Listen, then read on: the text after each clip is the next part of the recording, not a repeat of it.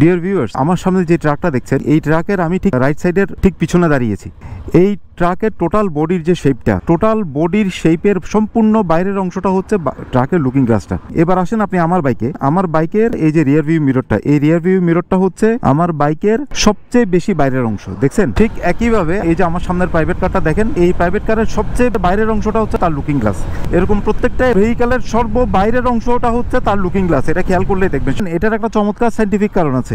আপনার বাইক বা আপনার গাড়িটা যদি কোনো একটা সরু রাস্তা দিয়ে বা গলি দিয়ে ঢুকতে চায়, এই রাস্তাটা যদি এতই শুরু হয় যে আপনি কনফিউজড ঢুকবে কি ঢুকবে না, এটা আপনি বুঝবেন কিভাবে? আপনি যখন আপনার বাইক বা গাড়ি নিয়ে ঢুকবেন, তখন যদি দেখেন যে লুকিং গ্লাসের শেপটা ওই সরু রাস্তা দিয়ে বরাবর কোনো কিছুর সাথে না লেগেই ঢুকে গেছে, তার মানে আপনার মনে করবেন যে আপনার বাইক বা গাড়ির পুরোটাই ওই গলি দিয়ে কোনো রকমের ব্যারিয়ার ছাড়াই পার হয়ে যাবে। আমরা অনেকে লুকিং গ্লাসটা বিভিন্ন রকম ভাবে রাখি, কেউ খারাপ ভাবে রাখি, কেউ বাঁকা করে রাখি, বা কেউ স্টকটা চেঞ্জ করে অন্য মডিফাই করি। তো সেজন্য স্টক যেই লুকিং গ্লাসটা আছে এটাই ব্যবহার করা উচিত। এটা যেভাবে রাখার নিয়ম অরিজিনালি সেভাবেই রাখা উচিত। এটা দুইটা কাজ করবে, এক হচ্ছে পিছনে আপনি দেখবেন, আর দ্বিতীয় হচ্ছে আপনার গাড়ি সরু রাস্তা দিয়ে যাবে কিনা সেটাও আপনি মেজার করতে পারবেন এই লুকিং গ্লাস দিয়ে।